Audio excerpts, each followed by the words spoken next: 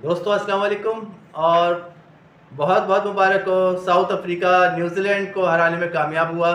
और मुबारकबाद इसलिए कि ये पाकिस्तान के हक में बहुत बेहतर हुआ है। जो रोड मैप है पाकिस्तान का टू क्वालिफाई टू सेमीज़, और क्योंकि हमेशा हम लोग किसी ना किसी की परफॉर्मेंस पे डिपेंड कर रहे होते हैं कि वो मुल्क हारे, वो जीते, ये रन रेट कम हो, बारिश हो, ये हो, वो हो, तो हम आगे जाएं। लेकिन अपने बलबूते पे हम लोग कुछ नहीं कर रहे होते, और हमारी परफॉर्मेंस क्या होती है वो आप सबके सामने है। किस तरीके से अभी जो है अब हम डिपेंडेबल हैं कि न्यूजीलैंड अपने तीनों मैच हार जाए, जिसमें से आज एक मैच न्यूजीलैंड हारा, तो एक स्टेप पाकिस्तान बढ़ा है। और कल पाकिस्तान ने बांग्लादेश को हराया। तो ये सारी चीज़ें अब लग ये रहा है कि कुदरत का निज़ाम अब ये चाह रहा है कि पाकिस्तान तो अपनी परफॉर्मेंस खुद कर नहीं रहा है, तो कुदरत ने सोचा है कि अब हम ही कुछ करें। तो अब लग ऐसा रहा है कि ये सारी चीज़ें पाकिस्तान के फेवर में जा रही हैं।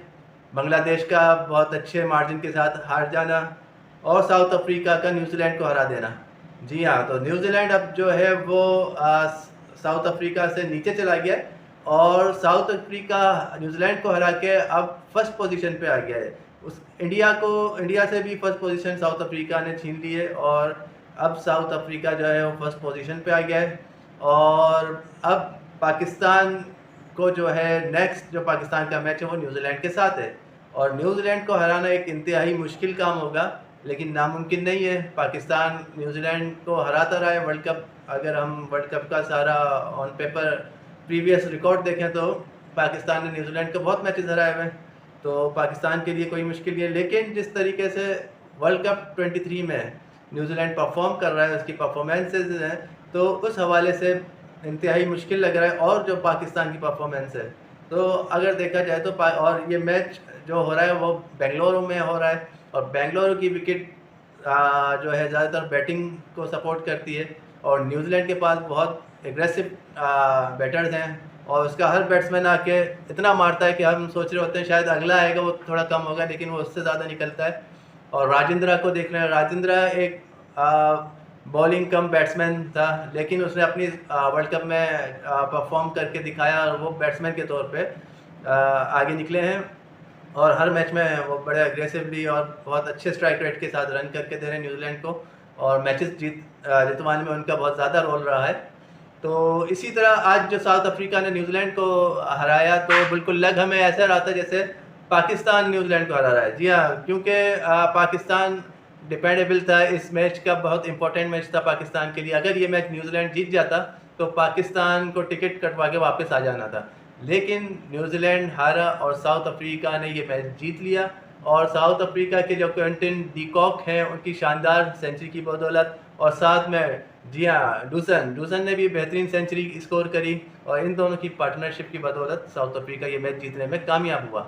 अब जो है पाकिस्तान की बैटिंग की बात कर लेते हैं। वैसे तो पाकिस्तानी लग रहा था, साउथ अफ्रीका ग्रीन कप इनकी शर्ट्स हैं, तो लग ऐसा रहा था पाकिस्तानी खेल रहा है, क्योंकि हमारे दिल साउथ अफ्रीका के साथ धड़क रहे थे पाकिस्तान की वजह से।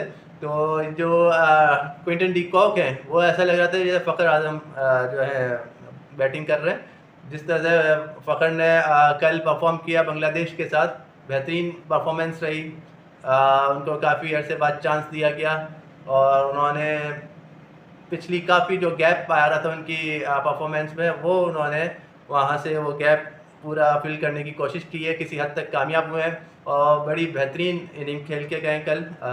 7 छक्के, जी 7 छक्के उन्होंने हिट किए। और 80 हम इनका पाकिस्तान का अब ज़रा निकाल लेते हैं। जी फ़खर जमान ने जो है 81 स्कोर किया है 74 बॉल्स पे। बिल्कुल बेहतरीन इनिंग थी, और 3 चौके उन्होंने लगाए और 7 छक्के। 7 छक्के, सबसे बड़ी बात 7 छक्के उनके इनिंग में शामिल थे। और ये बहुत ज़रूरी है, शुरू के 10 ओवर में इस तरह का स्ट्राइक रेट और इस तरह की एग्रेसिव बैटिंग का पाकिस्तान बहुत दिनों से मुंतज़िर था।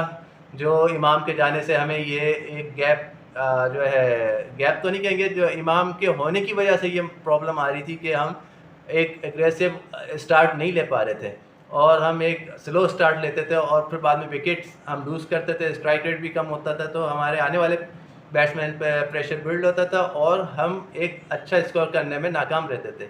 तो यहाँ फ़खर ने अपनी ओपनिंग स्टैंड से बड़ा बेहतरीन एक ओपनिंग स्टार्ट दिया पाकिस्तान को, और पाकिस्तान बआसानी ये मैच जीतने में कामयाब हुआ, और अपना run rate, net run rate भी पाकिस्तान ने इसमें बड़ा अच्छा इंक्रीज़ किया। काफ़ी अच्छे मार्जिन के साथ पाकिस्तान ने ये मैच जीता। क्योंकि बॉलिंग की बात करें तो शाहीन आफरीदी ने ज़बरदस्त बॉलिंग करवाई, और शाहीन आफरीदी ने जो है इसमें 3 विकेटें ली।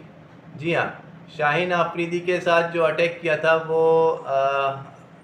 हारिस रऊफ ने किया था, और इफ्तिखार अहमद ने बड़ी बेहतरीन बॉलिंग कराई है, और वो as a part time bowler हैं। लेकिन उन्होंने कल के मैच में जो है पूरे अपने 10 ओवर करवाए, और 10 ओवर में उन्होंने सिर्फ 44 रन दिए और 1 विकेट भी हासिल करी, और उनका जो इकोनॉमिक 4.4 रन इकोनॉमिक रेट रहा। तो ये बड़ी दिलचस्प और बेहतरीन डेवलपमेंट थी कि इफ्तिखार अहमद ने बड़ी अच्छी बॉलिंग करी, और एज ए 5th बॉलर उन्होंने बॉलिंग करी। और इसके अलावा शाहीन ने जो है 9 ओवर कराते हुए 3 विकेटें ली, और 2.5 के इकनॉमी रेट के साथ सिर्फ 23 रन दिए। हारिस रऊफ ने भी समहाउ अच्छी बॉलिंग करी काफ़ी अर्से बाद, 8 ओवर में 2 विकेटें ली, और 4.5 का उन्होंने तकरीबन इकनॉमिकल उनका रहा। और सबसे ख़ास बात बॉलिंग में मोहम्मद वसीम जूनियर, जी मोहम्मद वसीम जूनियर, जिनकी हम परफॉर्मेंस देखने के लिए तरस गए थे, और हम ये सोचते थे कि वसीम जूनियर को किस बेस पे टीम में जगह बनाने में कामयाब हुए, वो हमें नज़र नहीं आती थी। लेकिन कल के मैच में वसीम जूनियर ने शानदार बॉलिंग करी, साउथ अफ्रीका के साथ भी कुछ बेहतर करी थी, लेकिन जो बॉलिंग उन्होंने कल के मैच में उनकी बॉल नज़र आई, स्पेशली रिवर्स स्विंग, जब बॉल पुराना हुआ और एक तरफ बॉल को शाइन किया, एक तरफ रफ, और जिस तरीके से हमारे खासियत रही है पाकिस्तानी बॉलर, स्पेशली सरफराज नवाज़ से लेके फिर ये वसीम अकरम, वक़ार यूनिस, शुएब अख्तर, इनकी जो खासियत थी, मतलब ये एक पुरानी गेंद को रिवर्स स्विंग करते थे, तो पूरी दुनिया हमारी इस रिवर्स स्विंग से डरती थी और उसको फॉलो करने की कोशिश करती थी। तो वो चीज़ अभी शाहीन और हारिस रऊफ में नज़र नहीं आ रही थी, मिसिंग थी। तो शाहीन जो है वो नई बॉल पे विकेट लेने में ज़्यादा एक्सपर्ट समझे जाते हैं, और मिडिल ओवर इतने ख़ास नहीं कर पाते, और आखिर के ओवर में कुछ वो रोक लेते हैं यॉर्क वगैरह करके। लेकिन रिवर्स स्विंग मिसिंग थी, जो हमें कल के मैच में मोहम्मद वसीम जूनियर के सामने नज़र आई। वो बिल्कुल जो है मतलब बाहर जाती बॉल अंदर आती मिड विकेट पे, और पड़ के बाहर निकल रही थी, जो बैट्समैन के लिए खेलना बड़ा मुश्किल हो रही थी, और उन्होंने उस पर 3 विकेटें भी ली। उन्होंने 8.1 ओवर कराए, और 3.8 के बहुत अच्छे इकोनॉमिकल रेट के साथ उन्होंने 3 विकेटें भी हासिल करी। और साथ में उसामा मीर फिर एक दफ़ा फिर उन्होंने काफ़ी कॉस्टली बॉलर साबित हुए। विकेट तो ली उन्होंने 1 विकेट, लेकिन उन्होंने 6.5 के हिसाब से जो है वो 66 रन दिए थे 10 ओवर में।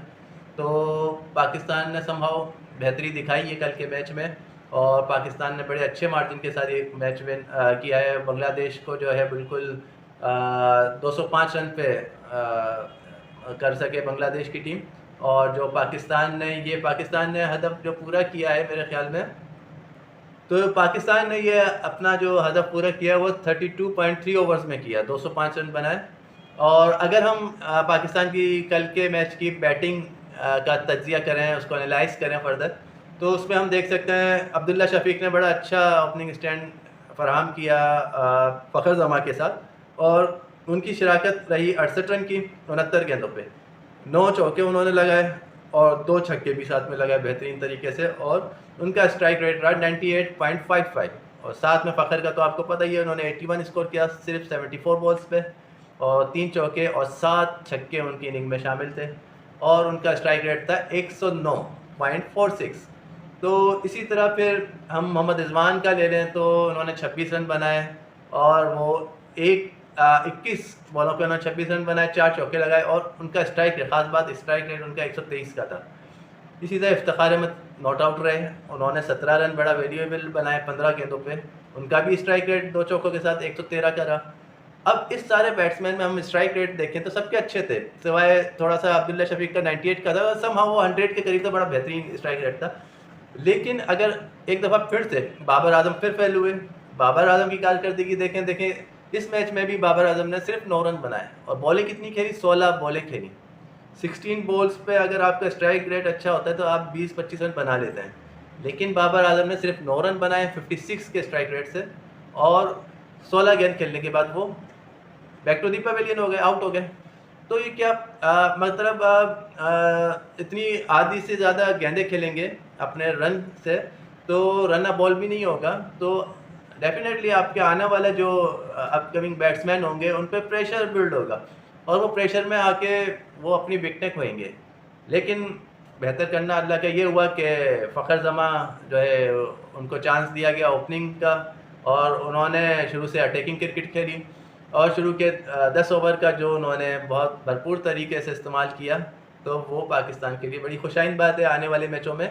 और होप करते हैं कि आने वाले जो न्यूजीलैंड के अगले 2 मैचेस हैं, एक तो पाकिस्तान के साथ है जो पाकिस्तान को ही अपने बलबूते पे जीत के आगे के लिए जगह हमवार करनी होगी, और फिर दूसरा खाली पाकिस्तान को हराना ही नहीं है, न्यूजीलैंड को अच्छे मार्जिन के साथ हराना है और फिर न्यूजीलैंड को आगे जाके अपने दोनों मैचेस लूज़ करने हैं। एक जी, तो न्यूजीलैंड का अगर बात की जाए उसके अब साउथ अफ्रीका से हारने के बाद अब उसके 2 मैचेस और हैं, उसमें से वो एक मैच भी जीतता है तो सेमीफाइनल के लिए क्वालिफाई कर जाएगा और पाकिस्तान को वापस आना पड़ेगा। लेकिन अगर न्यूजीलैंड दोनों मैच अपने, एक तो पाकिस्तान से, ये जो पाकिस्तान को जीतना ही जीतना है, और उसके आखिरी मैच की बात कर लेते हैं, वो है श्रीलंका से। जी, श्रीलंका से अगर न्यूजीलैंड जीतता है तो वो सेमीफाइनल के लिए क्वालिफाई करेगा और हारता है तो समहाउ श्रीलंका फिर हमें थोड़ा सा उसके लिए डेंजरस जोन में आ जाएगा हमारे लिए, क्योंकि वो फिर अगले अपने और भी मैच जीतेगा तो वो भी क्वालिफाई कर सकता है सेमीफाइनल के लिए। लेकिन न्यूजीलैंड और श्रीलंका का मैच बड़ा इंपॉर्टेंट है यहाँ पे, और श्रीलंका जो है इतना आसान नहीं है और न्यूजीलैंड भी अपनी परफॉर्मेंस दिखा रहा है, वो भी इतना आसान नहीं है। तो अगर पाकिस्तान के हक़ में कुदरत का फैसला आ चुका है तो न्यूजीलैंड श्रीलंका से भी हार जाएगा और पाकिस्तान से भी हार सकता है। तो देखते हैं आने वाला वक्त क्या चीज़ लेके आता है, पाकिस्तान के लिए फेवरेबल है कि नहीं। Let's see.